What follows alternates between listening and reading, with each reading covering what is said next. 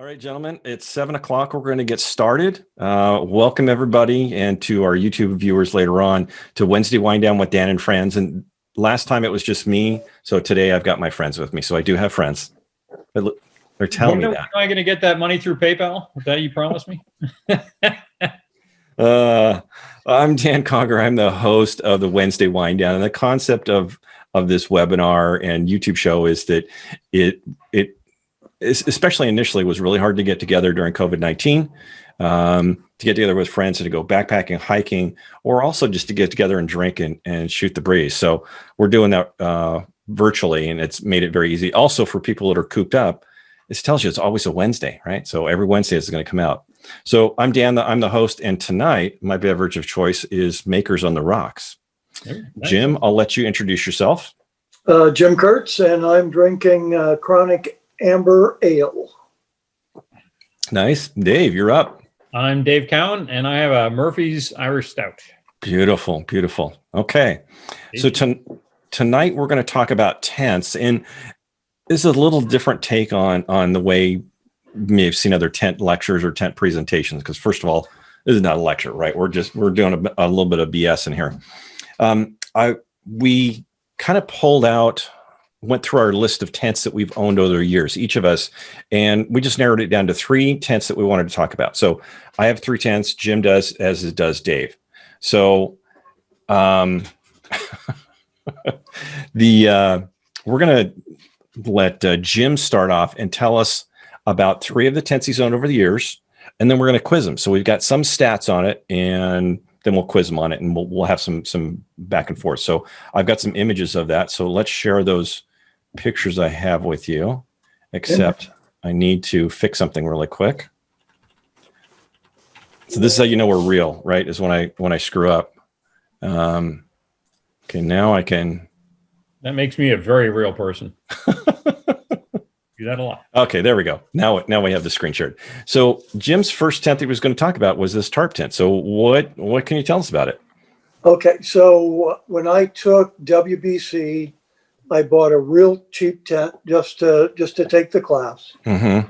And within a month after WBC Wilderness Basic class was over, I bought this tent and sold the big box tent. So right. This was my first basically lightweight or ultralight tent. Tarptent Squall 2. Mine was slightly different than this picture, but the picture is very close. They did 2 or 3 or 4 versions. A little over 2 pounds, a little over $200. What I liked was it. I wouldn't say 2 people would fit in there comfortably, but I was in there with all my gear, and I had plenty of room in there. So right. It was very roomy. The front end is tall enough I could sit up very easily. The things I didn't like about it, 2 things that I didn't know at that time, condensation on a single wall tent. Right. I did not understand. And so when I first started backpacking, I was closing up all the doors and windows every night, kind of like I was at home. And so, I just made the condensation worse. The other thing, it was still nylon tent. So when it was damp or in rain, it sagged a lot, and you right. really needed to get up in the middle of the night and tighten up your stakes, because it would start sagging in on you. Right. I've noticed that, because I've used a tarp tent for a lot of my career, and you'll have to, as it cools down or as it gets moist, you'll before I would go to bed every night, I would do it. But in the rain, I could see having to get up, and that could be a drag. Okay. Now, if I'm not mistaken, I don't think they make this anymore, which is why I couldn't find one from the manufacturer. So, well, that's what the Pro Trail is the replacement for. Okay, good. Wasn't this the original tarp tent? Wasn't it Yes. That's his original design that he thru hiked with. Right. This is what Henry thru hiked with. Right. So that's what started off the entire tarp tent Right. craze, if you will. And what's interesting about this is, and I found this when I bought my first tarp tent, is for the money, it's a very, for the dollar you're spending, it's a good foray into the lightweight tents. Yeah. At the time, to get a tent anywhere near that weight from an outfitter, you're going to pay at least half again as much, maybe even more. Okay. Nice. Yep. Okay. The other tent that you had up was this Zpacks tent, and this is the Zpacks Hexamid Solo. This version is the Solo Plus. They came out with the Solo, and then people complained it wasn't quite long enough, so they came out with the Solo Plus. They just reintroduced it last year or the year before. It had been gone for 4 or 5 years, and they just reintroduced it. So it's Dyneema. It's the 0.51 cubic ounces per cubic yard Dyneema. So it's relatively about the lightest weight that I would use for a tarp.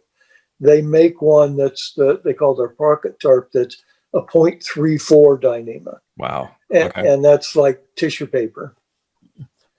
What I liked about this was it's a tarp, but it has full bug protection because the netting comes all the way down. The floor is all net. And so it's all one piece. So no bathtub floor, but net all the way down. Okay. Correct. And so there's plenty of room in it. If you use the pullouts, it's wider in the center. It's kind of a hex shape. And so there was plenty of room that I could put my pack in there. And I had plenty of room for stuff. Things that I didn't like about it, but none of the things that I use regularly are freestanding. Mm-hmm. So this one was a little harder to learn how to set up. Sure. They have videos and things to show you, but it took a little more fiddling to get a tight pitch. Being Dyneema, it doesn't sag, so that's nice. I got a question for you on the floor. Yeah. So a mesh floor. Yep. I made the comment before the other day when we were talking that I've grown tired of my gear before I've worn it out, but I got to wonder about a bug net mesh floor. How did that hold up? Not in the 4 years that I used it regularly, I have never gotten a hole in it. Okay. And did you put a ground cloth down or no? Inside. Okay. Oh, interesting. Okay. So I put a ground. Dave and I have a real interesting story, but I've always put just a polycryo sheet down inside, just to cut down on the dust and dirt coming in. Mm-hmm. Since it's all mesh, if you're on a sand or dirt location, then you get a lot of dust. And I noticed that hiker's pillow that's in there too. Well, that's a short pad. So, but the other thing I didn't like about it, the only thing I really made me want to go back to something a little taller, was how close the wall comes over your head.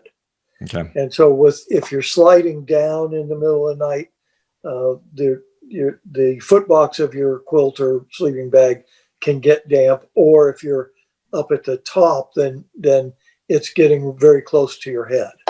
Okay, so Jim had one more. What's that? How tall are you, Jim? I'm 6 foot. 6 foot. So yeah, it's made so 6'4" will fit in there. Right.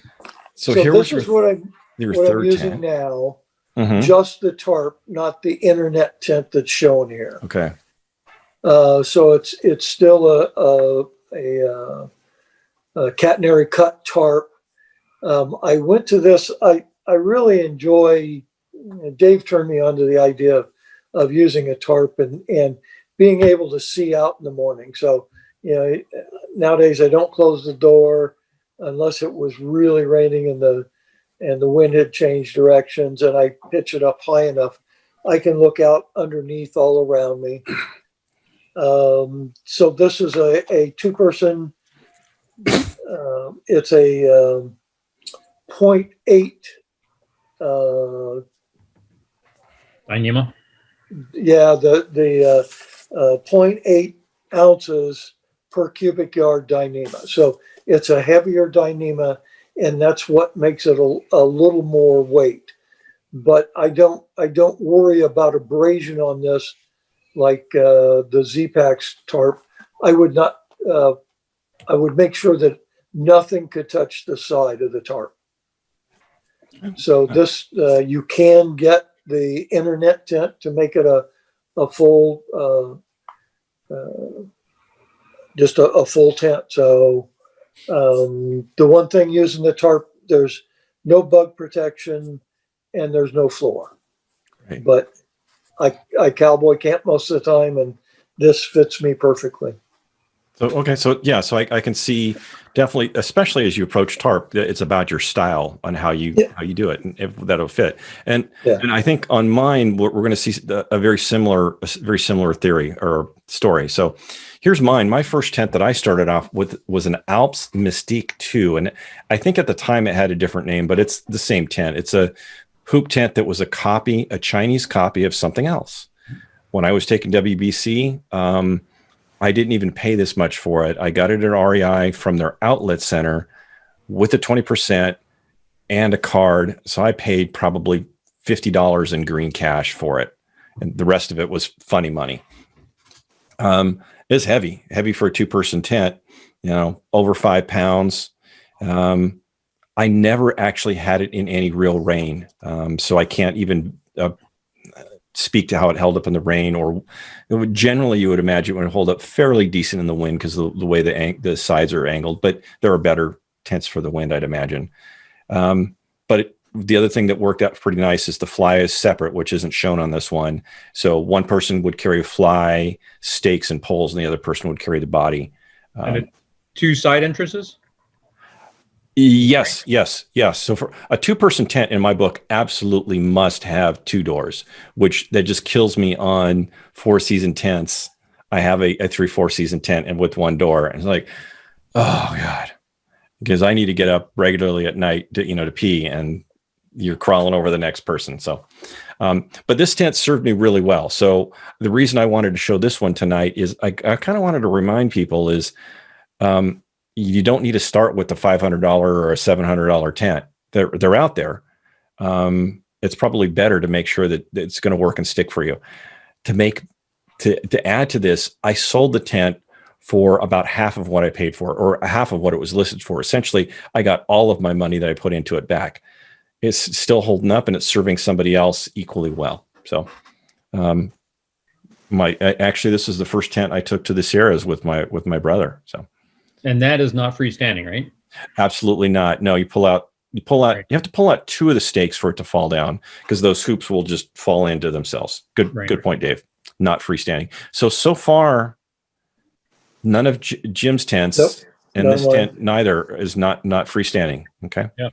Right. Actually, I think Dave, you're the only person that has a freestanding tent. One, yeah.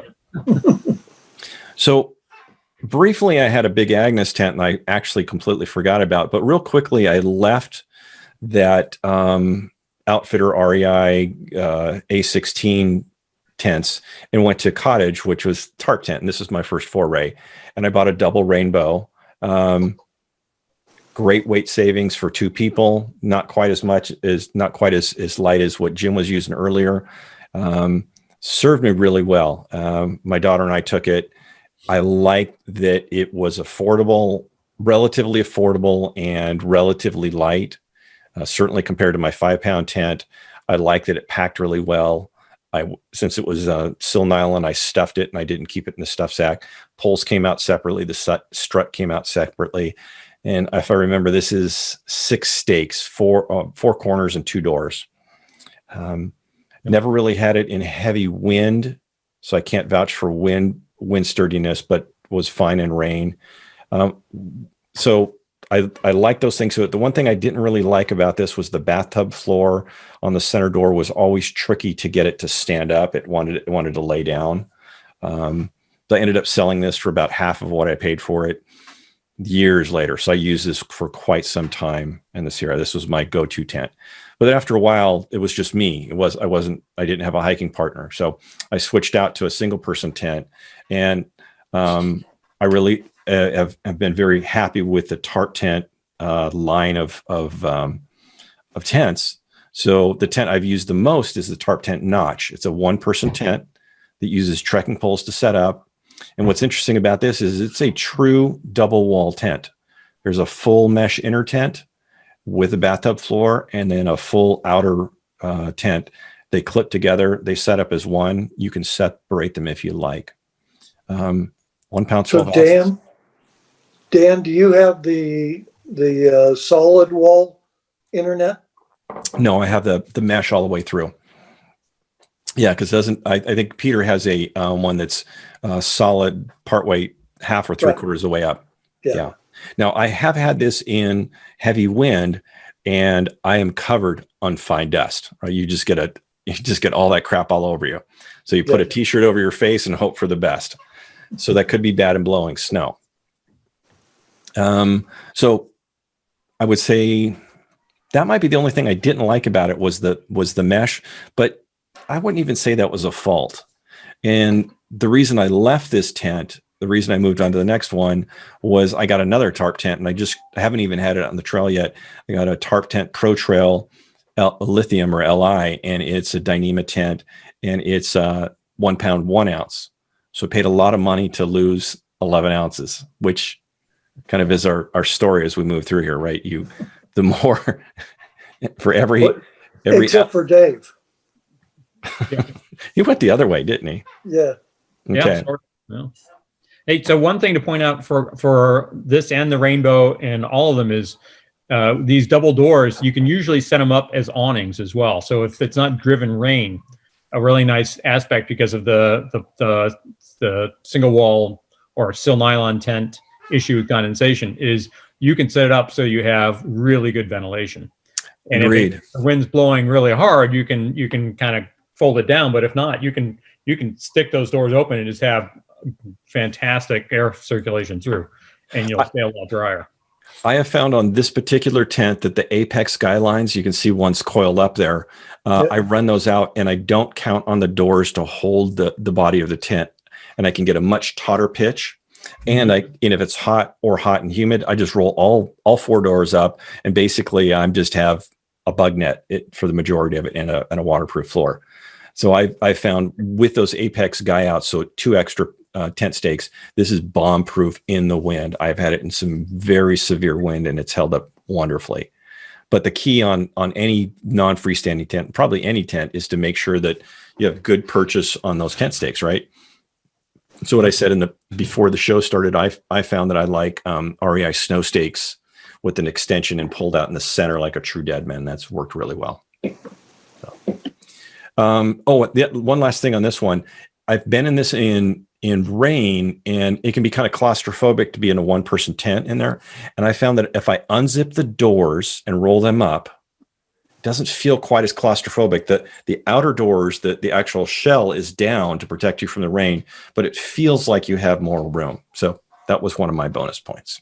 Oh yeah, well you can see that it's got a fair vestibule space between the inner and the outer there. Right. So in a way, you're tricking your mind into thinking the vestibule is part of the tent space, which it kind of is. Yeah. Okay, Dave. Let's see what Dave has. Dave. Okay, so I specifically did not put Dave's first because he started off big, man, big in multiple ways. So tell us about. Yeah. So Dave. This is Hilleberg Tent. They're a Scandinavian company, and they make stuff for the 4th season. You know, they build for winter and being out in the open, wind-swept, snow-swept areas. So I had seen this 15 years ago and coveted it, but I had a 4-season tent that worked. When that finally gave up the ghost, I debated doing a bunch of different things and decided to go for this. It's a 2-person tent. It's a tunnel tent. So it's not freestanding. You have to stake out both ends, and you just put the hoops in, slide the poles in, and pull it out. And you can essentially just stake out the boat one end, slide all these things in. When you pop it up, it sort of pops up. You can set it up with or without the inner tent. You can split that weight up. And I also went for this extended version, the GT for, I don't know, Grand Touring or something, which includes the extra pole, and you have enough room for 2 people to sit in that vestibule area. Wow. Okay, that's impressive. Yeah. So it's got tons of space. Another feature for this thing is their blind poles or sleeves, so you can only put them in one way. So you don't have to, worry about getting the grommet into the thing and then come back, and you just pop that puppy in there, and it's going to go, and then you pop the open end in. So I bought this somewhat for nostalgia, because for a long time I've joined Jim in a tarp in the snow, but I wanted to have a good bomber-proof tent. Still have some thoughts that maybe I'll get up to do something like Mount Shasta or something, and want to have a good bomb-proof tent for that. Like Everest, you said? Yeah, exactly. No, the taller one. What's the taller one? Yeah, K2. Yeah. It just popped in my head. Maybe I'll find it, put it in the show notes. But somewhere on YouTube, there is a Hilleberg winds setup. They set up one of these tents in front of a wind machine. Yes. Yeah, and the guy has his rain shell on, cinched around, and you can tell he has to lean in the wind to stand up. And he sets that thing up. You can see his skin flapping, is the shell he's wearing is flapping. But yeah, that's it's just like a demo of theirs. So I was like, see, you can do this. Yeah. So Dan, did you ever see the tarp tent wind demonstration? No. I'll have to look. They set it up on top of a pickup. Oh, that sounds vaguely and familiar. Drove around town.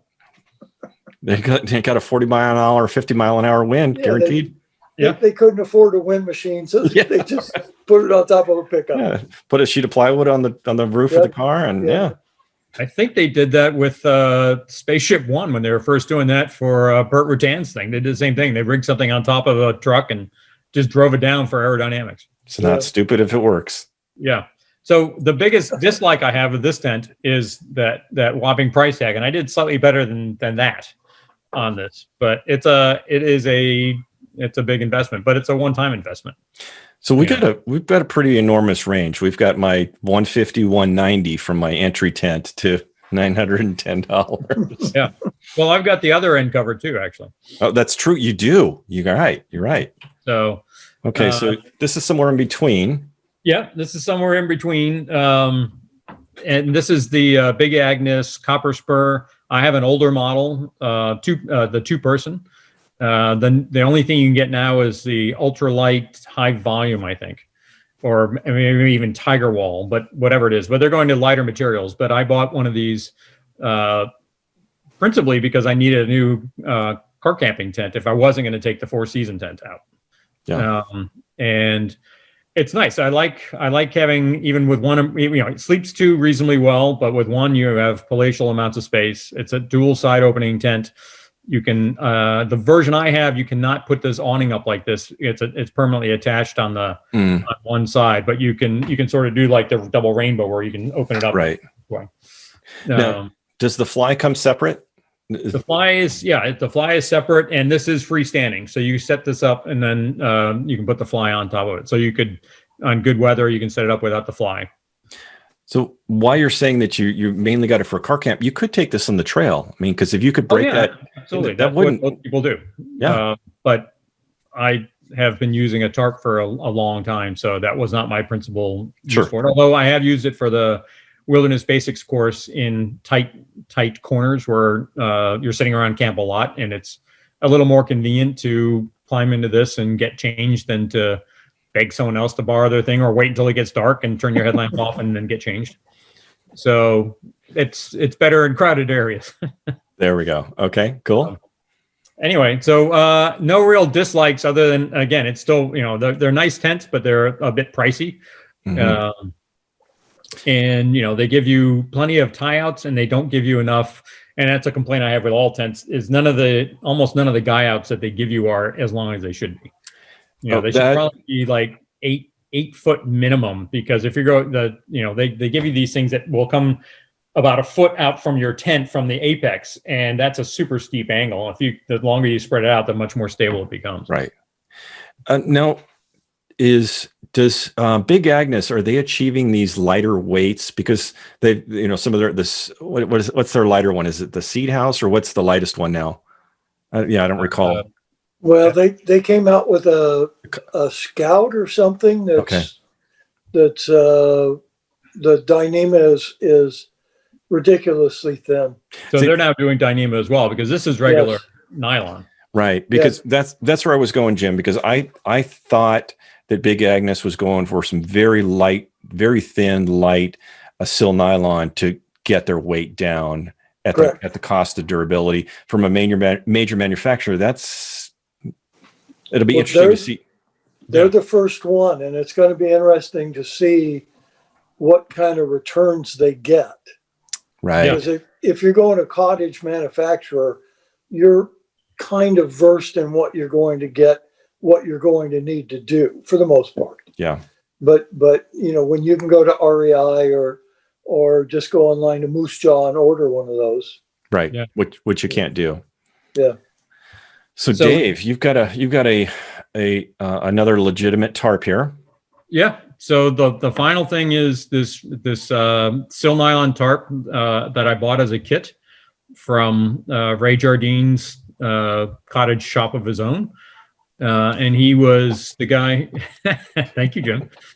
He was the guy who sort of really pioneered a lot of the ultralight ideas. So it came as just a large piece of nylon and the cross grain for the little tie outs and all of the rest of it. And I had read one of his books and was interested in giving it a try, and I figured I'd give it a shot.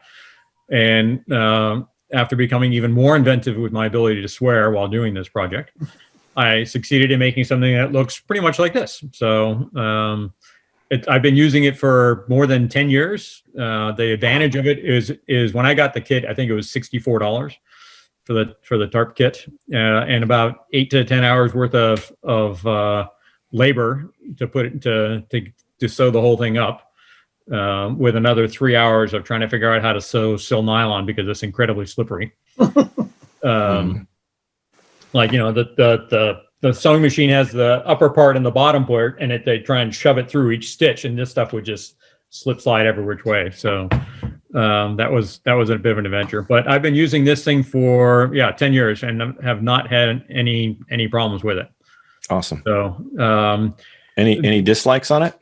Yeah, I mean it's a tarp. So if it is raining, or actually rain's not been an issue. Jim and I have been in a storm with at least 45 mile an hour, 50 mile an hour winds, and this thing I was afraid was going to blow over, but it did just fine. I had tied out every stakeout point there was. And the nice thing is the lower you pitch it, the wider it gets. So the wind cross-sectional area of the wind drops as well. Okay. So that actually helps. The real downfall of all tarps is really bugs. So to compensate for that, I have a bug netting material that I can put over my umbrella and just put my head underneath that, and the rest of it's covered by my bivy sack. So that storm Dave was talking about that he was in, I had the Zpacks tarp, and there was a lot of lightning, and I would be sitting there. The wind is shaking everything, so I would grab the pole, and then I'd see the flat, and I'd let go of the pole. And that'll make all the difference. That was one of those Sierra. Oh yeah, it was kind of light, but that was one of those Sierra evening where it lasted 2 or 3 hours, but it was intense. Yeah, it was. That was a hell of a storm. In fact, I wrote to Ray Jardine. I said, "All right, I am a full convert now because." That storm was hellacious and no problems whatsoever. So, well, I've got one question from Kelly, and he says, "Any general comments on Zpacks or Gossamer Gear tents?" And I'm going to extend that to Zpacks and Gossamer Gear companies as well. My experience in the last few years, Zpacks has had poor customer service. Their equipment is still good. Their lead times have gotten longer, but they haven't been answering the phone or getting back to people. That's the biggest complaint. That's why, and I've heard the exact same thing. That seems to be their reputation, which is why I extended it not just to their gear, to their tents. Well, they have gotten large. They've gotten very big, but so it could be a success catching up. Yeah, Gossamer Gear, on the other hand, has a very good reputation for their customer service. And they got large, but they did it differently. Correct. Yeah. Now, when I looked at Zpacks tents, and I don't know about Zpacks compared to Gossamer, but I looked at Zpacks compared to Tarp tent when I was looking for my Dyneema tent, because I now have the Pro Trail. Zpacks seem to have a lot of guy outs compared to Tarp tent. So there's a different engineering, probably as many guy outs as a true Tarp would use. So a minimum 6 up to 8 or 10 guy outs on that, which for me, my style on the Sierra, that's a little challenging. I'm okay with rock guy outs on 4, maybe 6. 6 is kind of a bummer. I wouldn't want to have to do it with 8, but that's me, so that's been my consideration, that from structure that steered me away from Zpacks. Well, some of their Hexamid type things, they have the central pole and it's super steep. So some of those are side tie outs. So they're just to try and give you a little more inner space. Okay. Right. You could do without them if it's not particularly bad and windy. And again, the guy outs are way too short, but that's across the board. I mean, it seems like, the little 2 millimeter cordage must be incredibly expensive because they're chintzy with the stuff. So as always, when you put 3 gear junkies in the same room or same space, they talk for the entire time. So we're out of time tonight. So gentlemen, thanks so much for sharing your opinions and BS on tents. Yeah, absolutely. Thanks, guys. Next week I'm going to have old gear junkies. Old. Notice the one person who took offense to that. I can't understand why. He's doing a Facebook update right now. Dan just said. Next week we're gonna talk about gear that I would never leave behind. So it might turn into my 4 favorite pieces of gear. So Kit and I are going to kind of compare notes and see what she would never leave. And now, of course, you got to have a sleeping bag. You got to have got to have some stuff. But it might be like, why this is my MSR Titan kettle. This is why, and I would never leave this behind. I might leave my other pot behind. That I have to go through my list and see what's in there. So and then I'll do a follow-up probably the week after, and it'll be stuff that I will leave and I don't want to use anymore. So kind of you'll probably see some trends on transitions on gear. So, all right, that's it for tonight. Sounds good. Thanks, Dan. Jim, Dave, thanks. Good to see everybody. Okay. Have a great week, everybody. Wednesday. See ya. Bye.